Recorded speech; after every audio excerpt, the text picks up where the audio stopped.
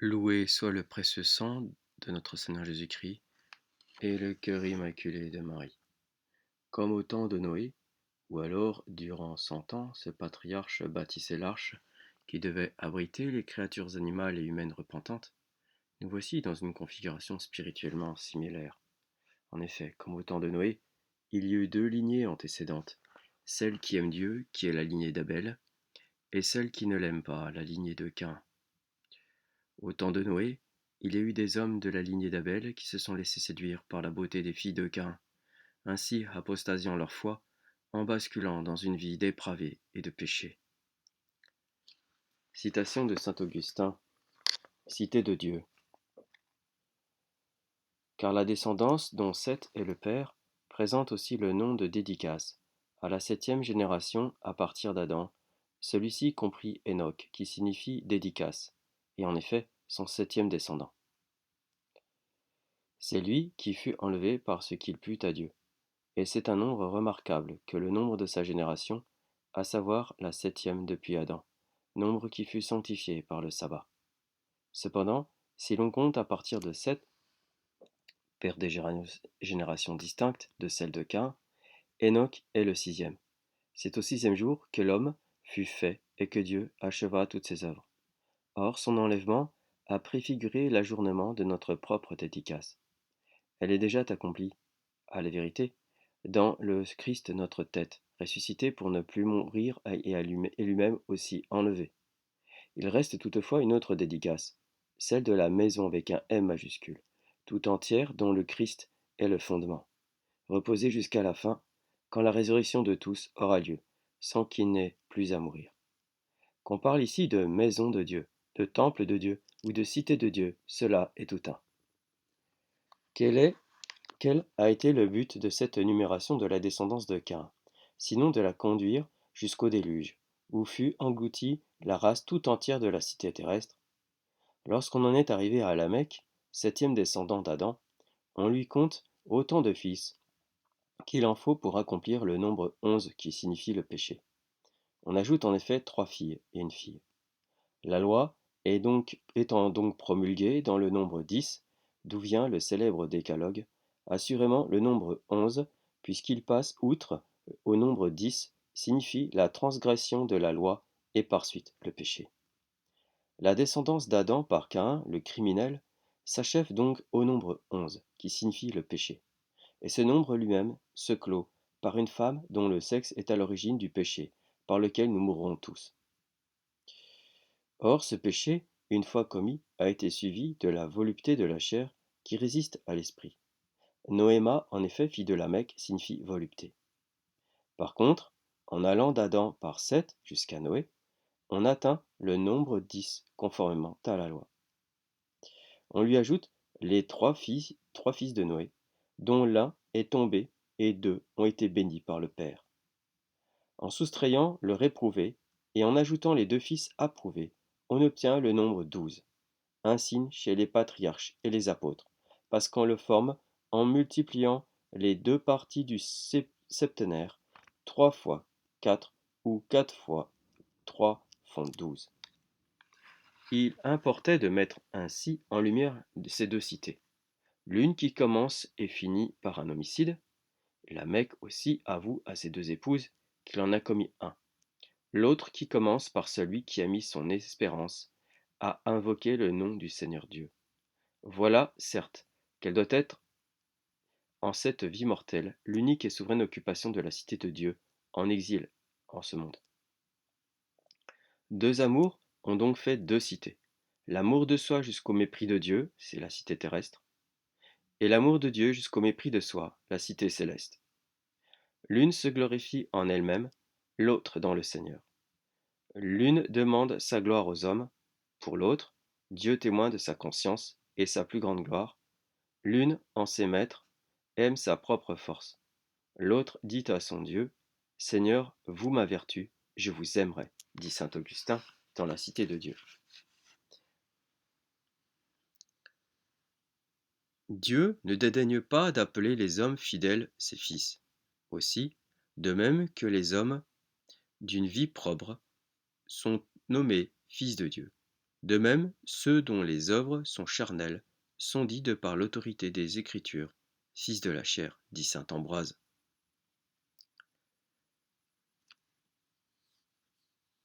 Saint Thomas nous dit, on se demande ce que l'on entend par fils de Dieu. Il faut dire que de même que toute la descendance des Sarrasins ou des schismatiques est séparée de la descendance des bons chrétiens, ainsi toute la descendance de Caïn était alors séparée de la descendance de Seth. Les membres de cette dernière sont appelés ici fils de Dieu, ceux de l'autre fils des hommes. Saint Augustin nous dit, c'est à l'autre cité, en effet, qu'appartiennent ceux qui, déviant de la foi de la céleste cité, ont fondé diverses hérésies. Ils vivent, certes, selon l'homme, non selon Dieu. Saint Thomas nous dit, et l'on croit avec probité qu'Adam et Seth, ainsi que les autres saints patriarches, interdirent à leurs descendants de s'unir conjugalement avec les fils ou les filles du peuple de Caïn, comme il est à présent interdit par l'Église de se marier avec les Sarrasins. Par ceci apparaît principalement la peine de son crime, car il ne fut pas digne que le moindre de ses descendants ne se rattache à la génération du Sauveur, ni que sa descendance n'aille plus loin que le déluge. Saint Augustin nous dit, ceci établi, il convient de considérer et de rappeler comment les deux postérités, qui par deux séries distinctes de générations, insinuent les deux cités, celle des fils de la terre et celle des hommes régénérés, se sont plus tard tellement mêlés et confondus que le genre humain tout entier, à l'exception de 8 personnes, mérita de périr par le déluge. Car la volonté, qui a été naturellement faite bonne par un Dieu bon, mais faite muable par l'immuable, parce que, tirée du néant, peut tantôt se détourner du bien pour faire le mal, ce qui se fait par le libre arbitre, et tantôt se délivrer du mal pour faire le bien, ce qui n'arrive pas sans le secours divin. En raison de ce libre arbitre de la volonté, il se fit donc, avec le progrès et l'accroissement, un mélange des membres des deux cités. De ce mal, le sexe féminin fut de nouveau la cause, non pas il est vrai de la même manière qu'au commencement, car cette fois ce n'est pas séduite par les artifices de quelqu'un que ces femmes ont induit les hommes à pécher, mais dès le commencement, celles qui eurent de mauvaises mœurs dans la cité terrestre furent aimées pour leur beauté physique par les fils de Dieu, ces citoyens de l'autre cité qui est en exil dans ce siècle. Ce bien de la beauté corporelle est un don de Dieu, mais il l'accorde aussi aux mauvais de peur qu'ils n'apparaissent au bon comme un grand bien. L'abandon du grand bien propre au bon fait tomber dans ce bien infime qui, loin d'être propre au bon, leur est commun avec les mauvais. C'est ainsi que les fils de Dieu furent pris par l'amour des fils des hommes. Pour en jouir comme épouse, ils se laissèrent aller aux mœurs de la société fille de la terre, délaissant la piété qu'ils pratiquaient dans la société des saints. Ainsi, la beauté du corps, œuvre de Dieu, certes, mais d'une bonté infinie, charnelle et temporelle, est mal aimée, quand Dieu bien éternel intérieur et sans déclin est mis au second rang. Tout comme la justice étant délaissée, l'or est aimé par l'avare, non par la faute de l'or, mais de l'homme. Ainsi en est-il de toute créature, toute bonne qu'elle soit. Elle peut être aimée d'un amour bon ou mauvais. Bon si l'ordre est sauvegardé, mauvais s'il est violé. Tandis que si le Créateur est aimé véritablement, c'est-à-dire s'il est aimé lui-même et rien d'autre à sa place qui ne soit lui, il ne saurait être mal aimé. Car l'amour, pour lequel nous aimons ce qu'il faut aimer, doit être lui-même aimé d'une façon ordonnée, pour que nous possédions la vertu qui fait bien vivre. Aussi, me semble-t-il, une définition brève et juste de la vertu est celle-ci, l'ordre de l'amour. Voilà pourquoi l'épouse du Christ, la cité de Dieu, chante dans le Saint Cantique des Cantiques, mettez en moi ordre à la charité. C'est donc une fois renversé l'ordre de la charité, c'est-à-dire de la dilection et de l'amour, que les fils de Dieu ne se soucièrent plus de Dieu, et qu'ils aimèrent les filles des hommes. Ces deux appellations marquent bien la distinction des deux cités, car les fils de Dieu ne cessaient pas d'être par nature fils des hommes, mais par la grâce, ils avaient commencé à porter un autre nom. Fin de citation de saint Augustin de la Cité de Dieu. Saint Thomas nous dit, au temps donc duquel nous parlons maintenant, à l'encontre de la prohibition de leurs parents, les fils de la bonne descendance, vaincus par la concupiscence, s'unirent aux filles de la mauvaise descendance, et vice-versa, ne faisant attention à rien d'autre qu'à la seule attirance de la beauté corporelle de la volupté de leur chair. Fin de citation. Écoutons saint Jean Chrysostome. Mais écoutons les paroles même de Moïse. Quand les hommes eurent commencé à se multiplier sur la terre, il leur naquit des filles. S'il ajoute il leur naquit des filles, c'est pour insister sur l'idée qu'ils étaient nombreux. Les filles des fils de Dieu, voyant que les filles des hommes étaient belles, en prirent pour épouses parmi toutes celles qu'ils choisirent. Étudions chaque parole avec soin pour ne rien perdre de leur sens profond. Nous avons déjà approuvé que l'Écriture a l'habitude de donner à des hommes le nom de fils de Dieu. Ceux qu'elle appelle ainsi descendent de Seth et de son fils Énos, celui de qui il est dit qu'il se confia dans l'invocation du nom de Dieu. Ces descendants sont appelés fils de Dieu dans les Saintes Écritures, parce qu'ils avaient imité jusque-là les vertus de leurs ancêtres. Le nom de fils des hommes fut donné à ceux qui étaient nés avant Seth, c'est-à-dire aux fils de Caïn, et aussi à leurs descendants. Dès que les fils de Dieu, les descendants de Seth et d'Énos, eurent vu les filles des hommes, celles dont on indiquait tout à l'heure la naissance, ils les trouvèrent belles. Voyez comme ce seul mot montre l'impureté. Ils ne songeaient pas seulement à avoir des enfants, mais au plaisir des sens. Dès qu'ils virent que les filles des hommes étaient belles, les désirs excités par cette beauté les entraînèrent à leur perte. L'aspect de la beauté fut pour eux l'occasion d'un libertinage effréné. Et ce n'est pas tout. Ils prirent pour épouses toutes celles qu'ils choisirent. Cela achève de nous montrer l'excès de leur désordre. Vaincus par la beauté, ils ne purent imposer un frein à la violence de leurs désirs. Mais ils furent enivrés et domptés par la vue, au point de s'aliéner, par cette conduite impie, le cœur de Dieu. Et pour nous faire comprendre qu'ils ne s'attachaient point au mariage ni à la paternité, l'Écriture précise, quand ils virent qu'elles étaient belles, ils prirent pour épouses toutes celles qu'ils choisirent. Fin de citation. Saint Augustin nous dit, quant à ces paroles, ils engendrèrent par eux-mêmes, elles montrent bien qu'antérieurement, avant de déchoir de la sorte, les fils de Dieu engendraient pour Dieu, et non pour elles-mêmes. Alors la volupté charnelle, loin de commander, se soumettrait chez eux au devoir de la procréation.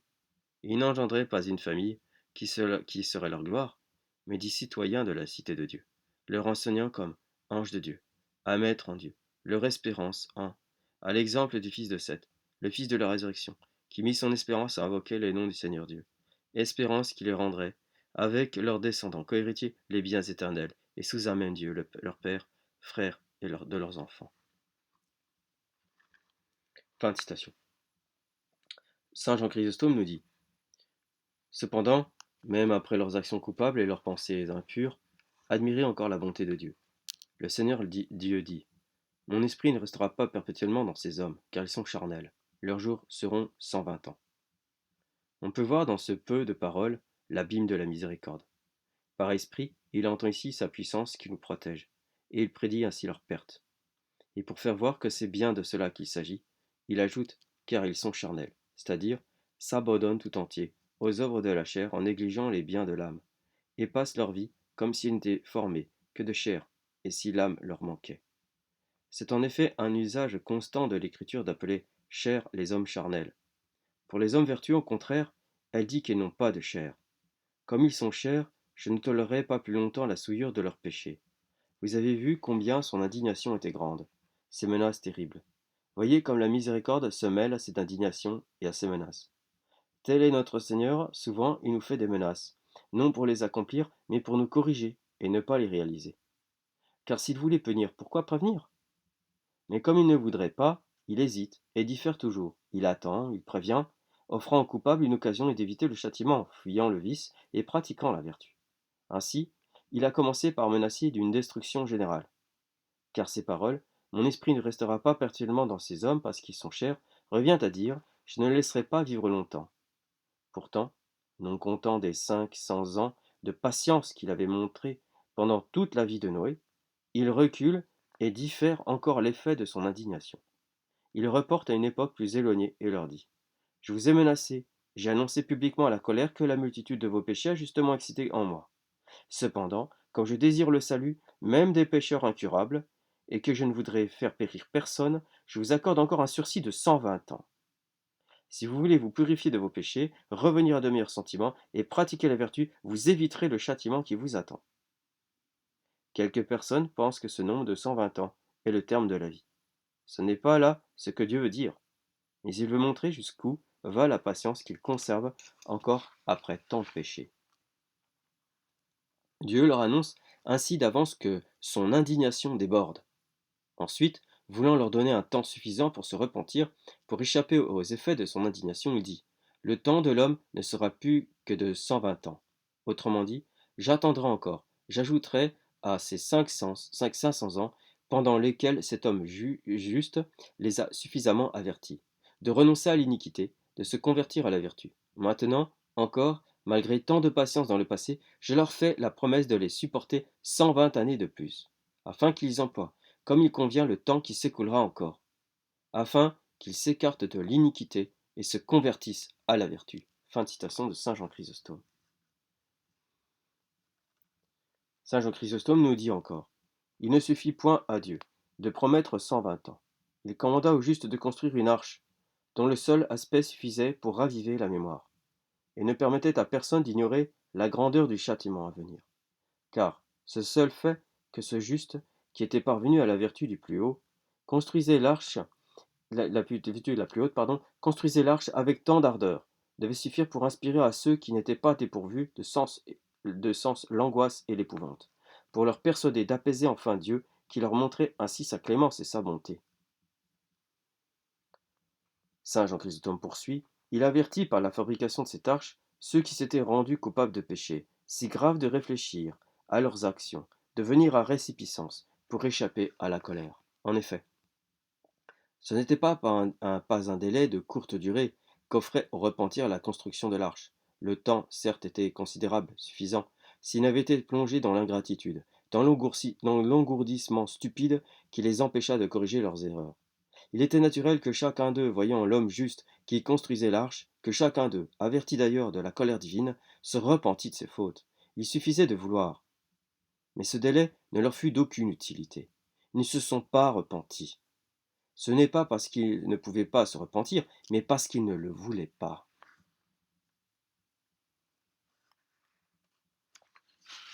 Saint Jean Chrysostome poursuit: Mais nous pouvons voir qu'après tant d'indignation, de menaces, après un si long délai qu'il leur avait laissé pour faire pénitence, non seulement les pécheurs n'avaient profité de rien, mais ils avaient persévéré dans leurs fautes. Voyez quels excès de perversité, quelles âmes insensibles. Ni la crainte du châtiment, ni le délai accordé par la clémence divine ne put les détourner de leurs actions coupables. Une fois emportés vers l'abîme, privés des yeux de la conscience, ils étaient trop plongés dans l'ivresse de leurs désirs criminels pour avoir la pensée de revenir en arrière. C'est ce que dit le sage: quand l'impie est dans l'abîme de ses maux, il méprise. Proverbe 13.3. En effet, c'est une chose bien grave de tomber dans les pièges du diable. L'âme saisie dans ses filets est entraînée, et comme le pourceau se place vautré dans la fange, de même ensevelie sous ses habitudes vicieuses, elle ne sent même plus l'infection de ses péchés. Il faut donc beaucoup de modération et de vigilance pour ne laisser au démon aucun accès, pour ne pas laisser obscurcir notre jugement, de crainte que notre raison, étant ainsi aveuglée, nous ne tombions dans l'état de ceux qui sont privés des rayons du soleil, au point de ne plus voir le soleil de la justice, et de tomber ainsi dans l'abîme. C'est ce qui est arrivé à ces hommes. Apprenez encore à connaître la clémence divine. Le Seigneur Dieu, voyant que les crimes des hommes étaient multipliés sur la terre. Que veut dire ce mot voyant?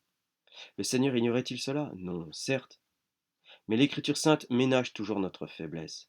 Elle nous montre ainsi que ceux qui avaient éprouvé tant de clémence, avaient persisté dans les mêmes fautes et en avaient commis de plus graves encore. Quand il vit que les crimes des hommes s'étaient multipliés sur terre, de cette lésion coupable était sortie, comme d'une source, une foule d'autres péchés. Aussi est-il dit, les crimes des hommes. Car là où se trouve le libertinage, l'impudicité et les débordements de cette nature, il est probable que l'ivresse la plus crapuleuse, l'iniquité de toute espèce, l'avarice et une foule d'autres vices s'y trouveront en même temps. Le Seigneur Dieu, voyant que les crimes des hommes s'étaient multipliés sur la terre et que chacun ne songeait dans son cœur qu'à faire du mal chaque jour. Voyez comme chaque parole montre la grandeur des péchés. Après avoir dit en général que les crimes des hommes s'étaient multipliés sur la terre, on ajoute chacun. Ce mot a une grande force, chacun. Il ne s'agit pas seulement du jeune homme, mais aussi du vieillard, aussi coupable que le jeune homme. Ce n'est pas seulement l'homme mais la femme, l'esclave mais l'homme libre, le riche mais le pauvre. Voyez aussi toute l'importance de ce verbe songer.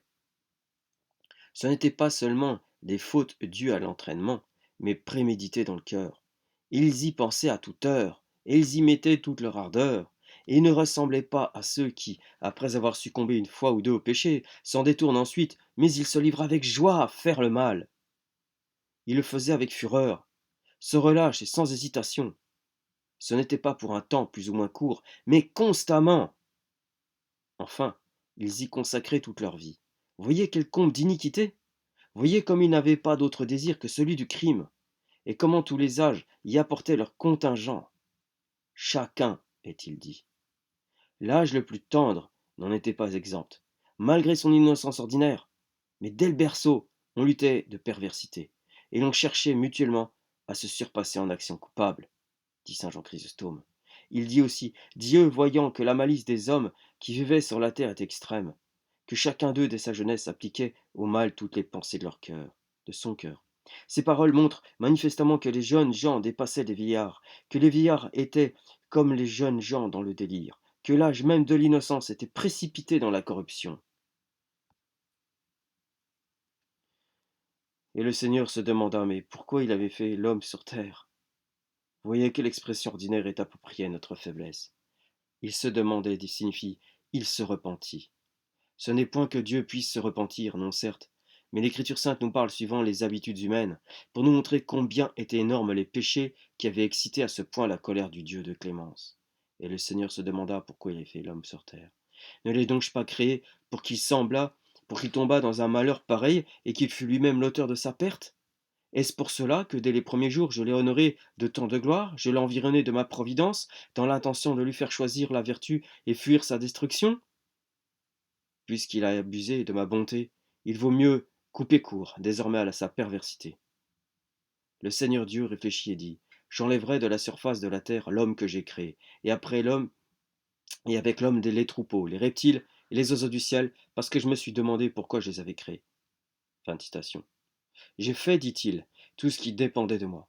J'ai amené l'homme du néant à l'existence. Je lui ai donné l'idée naturelle de ce qu'il faut faire, de ce qu'il ne faut pas faire. Je lui ai donné le libre arbitre. J'ai employé une patience ineffable. Après un délai bien long, après ma colère et mes menaces, j'ai encore accordé un autre sursis, désirant pouvoir révoquer mon arrêt s'il comprenait ses péchés. Mais puisque tout cela ne sert à rien, il faut accomplir mes menaces et les détruire entièrement. Je ferai disparaître, comme un mauvais levain, cette race criminelle, pour qu'elle ne puisse enseigner le mal aux créatures futures. Fin de citation. Saint Thomas nous dit, c'est là une manière humaine de parler. C'est une manière figurée que l'on nomme anthropologique, quand les passions humaines sont attribuées à Dieu. Et touché d'une douleur intérieure de cœur, il dit, je détruirai l'homme que j'ai créé. Ce qui est dit ainsi, parce que, en nous, l'acte de détestation suit la passion de la douleur.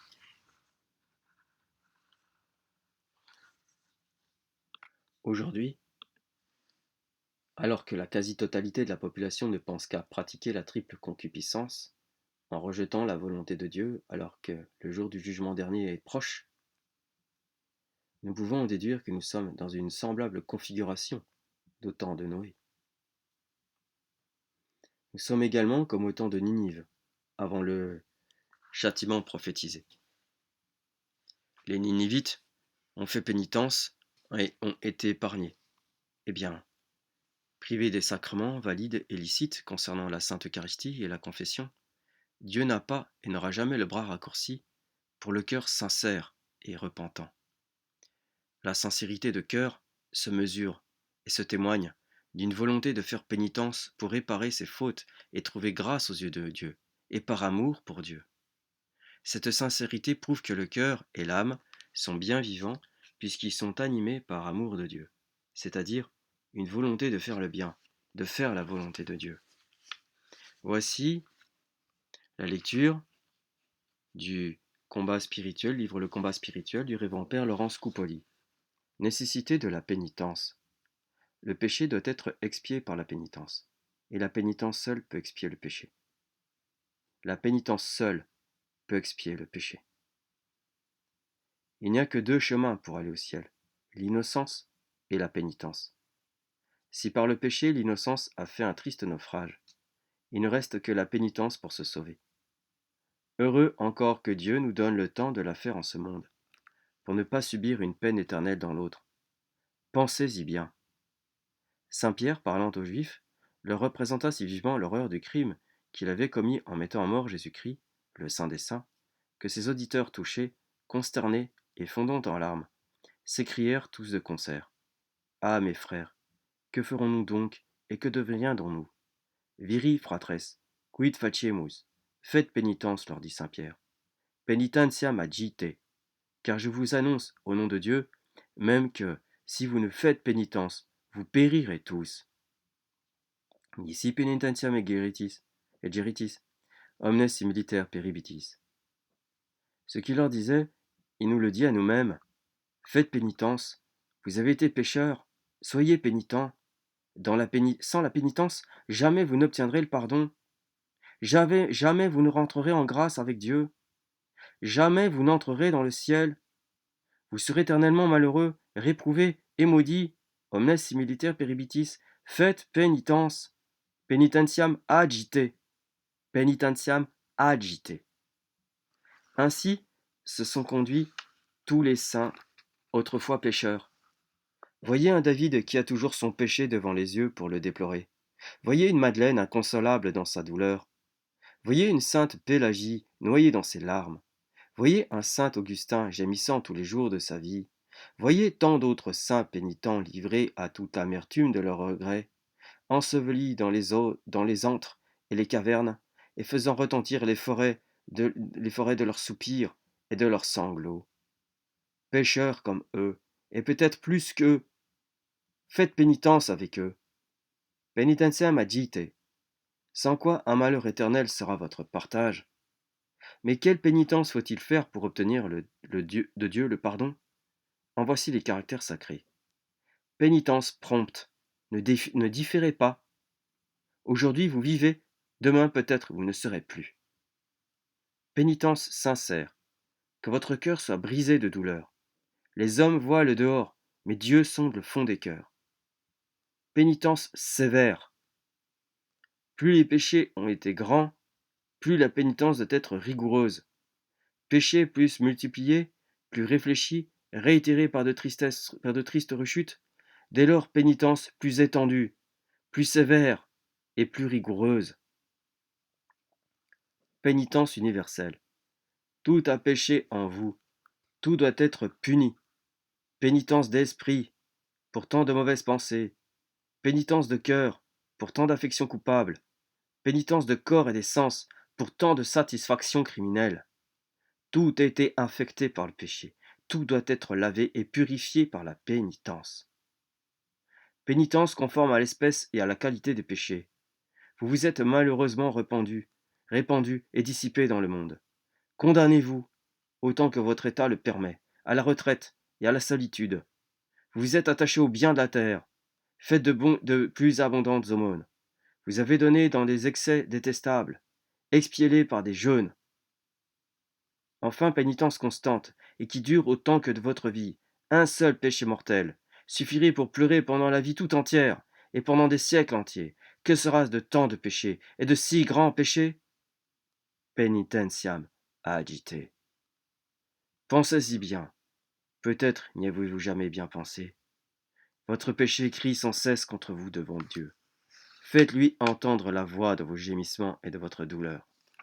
Si la pratique de la pénitence vous paraît dure et pénible, pensez à la grandeur du Dieu que vous avez offensé. Pensez à la grandeur des crimes que vous avez commis. Pensez à la profondeur des plaies que vous avez faites à votre âme. Pensez à la longueur du temps que vous avez perdu.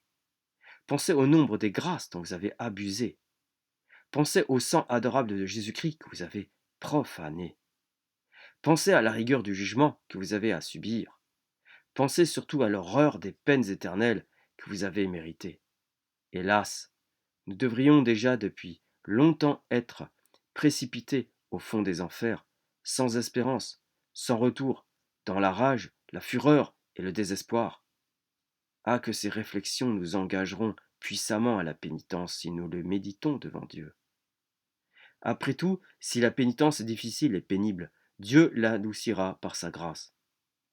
Il nous soutiendra, il nous animera, il nous purifiera, il nous sauvera. Dans cette pensée salutaire, la pénitence, la plus austère, la plus sévère, la plus rigoureuse, nous deviendra peu à peu supportable, et enfin, elle nous deviendra consolante. Que n'ont pas fait et souffert les saints pénitents, que n'a pas souffert Jésus-Christ même, le grand modèle de la pénitence. Armons-nous de courage contre nous, et vengeons Dieu des outrages que nous lui avons faits. Il vaut mieux souffrir des peines passagères et méritoires en ce monde, que d'être condamné à des peines éternelles et désespérantes dans l'autre. Pensez-y tant qu'il est temps. Sans quoi aujourd'hui on néglige de subir la peine des pénitents, et demain peut-être on sera condamné à celle des réprouvés. Voici une histoire. Ponce, surnommé le Lazare, vivait dans le XIIe siècle, pardon. Il s'était livré pendant sa jeunesse à toutes sortes de crimes, de passions et de brigandages. Enfin, touché de Dieu, il considéra les maux qu'il avait faits, le jugement dont il était menacé, et se condamna à toutes les rigueurs de la pénitence. Le dimanche des Rameaux, après la lecture de l'Évangile, l'évêque étant avec son clergé, tout son peuple, Ponce vint percer la foule, en chemise, nu-pieds, ayant une corde au cou, comme un criminel. S'étant jeté aux pieds de l'évêque, il lui donna un papier où étaient écrits tous ses péchés, et le conjura de le faire lire devant tout le peuple. Pendant qu'on lisait sa confession, il se faisait frapper continuellement de verges, demandant toujours qu'on frappait plus rudement, et arrosait la terre de ses larmes. Il criait qu'il était coupable de tous ses crimes, et qu'il en demandait pardon à Dieu et aux hommes. Ce spectacle attendrit tous les assistants, qui fondaient en pleurs comme lui. Le lendemain, Ponce distribua tous ses biens aux pauvres, après avoir fait toutes les restitutions auxquelles il se croyait obligé. Après quoi, renonçant pour toujours au monde, il se condamna à une pénitence rigoureuse, qui ne finit qu'avec sa vie. Il mourut en saint. Réflexion, pensez-y bien. Après le péché de la pénitence, et sans la pénitence, c'est l'enfer. Dieu ne veut pas la mort des pécheurs, mais leur conversion. Convertissez-vous donc sans délai. Rendez grâce à Dieu qui vous donne, donc pour faire pénitence, un temps qui était refusé à tant d'autres. Dieu ne demande pas de vous une pénitence si publique ni si austère, mais ne demande-t-il que ce que vous faites? Jugez-vous vous-même avant que Dieu vous appelle à son jugement. Gloria in altissimis Deo, et in terra pax hominibus bone voluntatis.